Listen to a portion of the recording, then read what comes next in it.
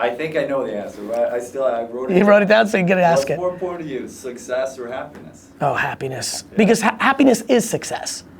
I think we need to redefine success. Mm-hmm. You know, it's funny you asked me, was it money?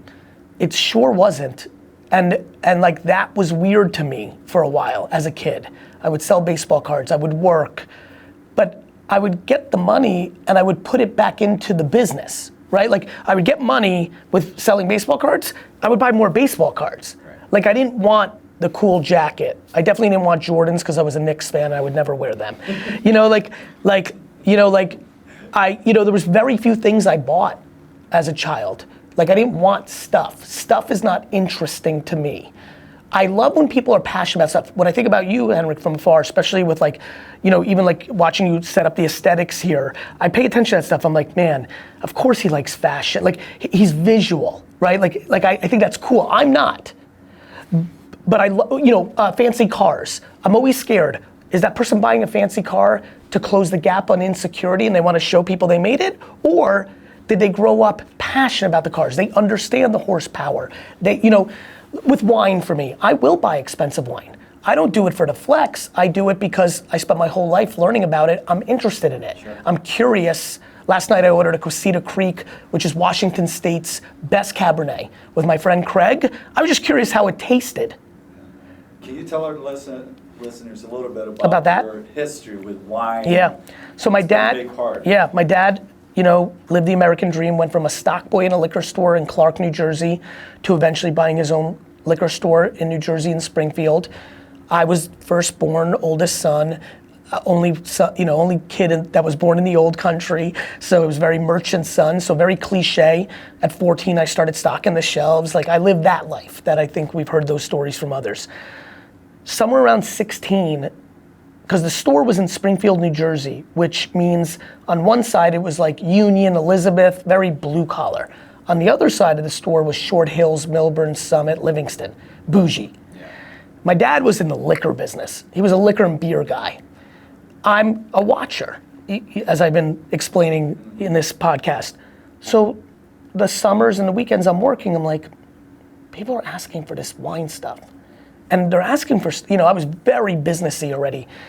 Somebody would come in, they're like, do you have Caymus Cabernet? I'm like, no, I don't think we have it. And then I'd go to there was like a big guide where you could buy from. And I would look it up and be like, this is $30? Because we were selling $5, $10 wines. I was like, that's interesting. And then my life changed in one moment. A man comes in, and this story's hazy to me, meaning I remember the moment, but I don't remember exactly what the man said. I don't even really fully remember what he looks like. It's one of those, you remember what you feel, but Yeah. And he goes, hey, I'm looking for this, this, and this. And at this point, I kind of knew what Opus One and Chateau Lafite were. And I was like, we don't have it. And I was like, let me try to get it. Got into talking to him. And he's like, yeah, like I'm building my collection. That was it. The man said, I'm building my collection. I just moved into Short Hills. I have a wine room. I'm building my collection. And I was like, people collect wine. And I was full court trading cards. Do you know how many Brian Leach 1990 rookie cards I have? Like, how many? Like 1,000. Actually, no way. Yes. Like I was full throttle. Like that 88 Olympic team, Richter and Leach, when they did a special on them, and this was pre-internet, so you didn't know. Yeah. I didn't know that they were gonna be, like I was already a Rangers. I became a Rangers fan in '86 when they made that huge run and they lost in the conference finals to this rookie goaltender named Patrick Roy. And I was like, this guy, he's not gonna be good. Anyway, that was when I completely fell in love. The '88 Olympics came right behind that. And the big feature, these young kids, could they do it? 1980 was only 8 years earlier, so could we do it? We got blown out, got killed by the Russians. But Leach and Richter were on that team. And so those were my guys. And then obviously that became the core team that won the cup finally in '94.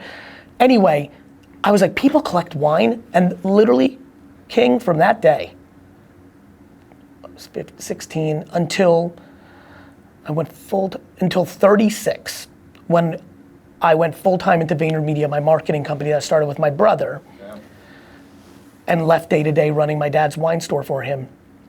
Those next 20 years of my life, I spent 95% of my energy on building that wine business and learning about wine. So you're an expert.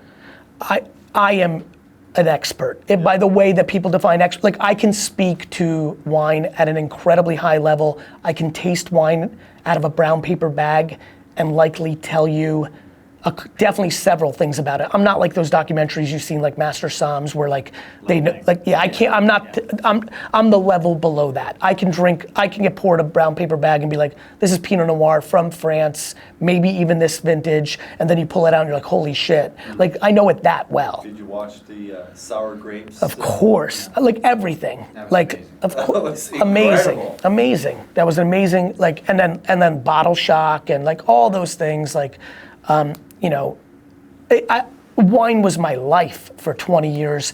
I still, you know, it's funny, when I left it, because it was my life, I'll ask you this question.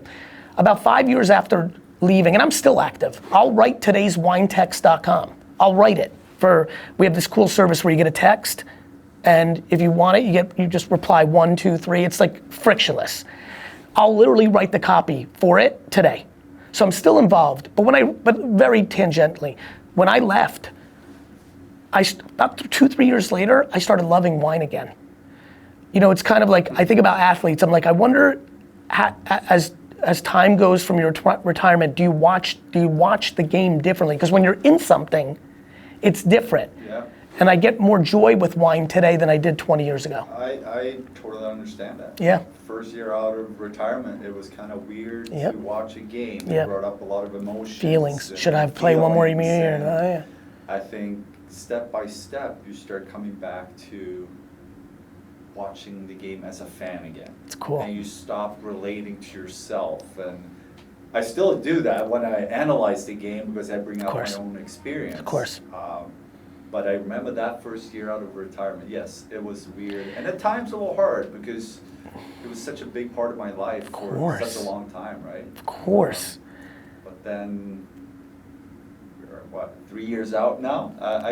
I really enjoy it. I mean, I've always been a hockey fan. Which is I love huge. watching And you know the this, game and- tell people at home, a lot of guys are not fans of the sports they play. True. Yeah, it was their way out, it was their way to money, success, opportunity, and then other guys love the sport more than, Right. you know. I know American football the best, and I do think I have a different experience watching Jets football than Knicks and Rangers and Yankees because I understand it so deeply. And I think one of the cool things that former athletes have when they watch sports, when they're able to transition back to fan, is they enjoy it a lot because they actually really see things we can't see. You know, you like, if the announcer doesn't get to saying that the defenseman should have come in on that play, you're capable of knowing that, and that makes it more joyous. And I find that it's really, back to, actually this is a fun topic to talk about here.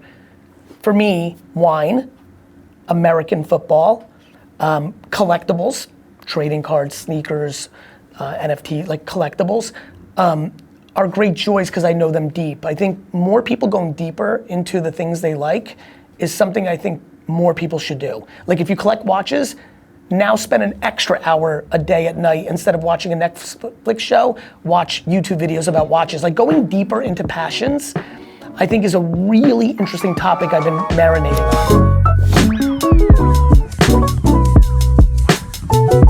on.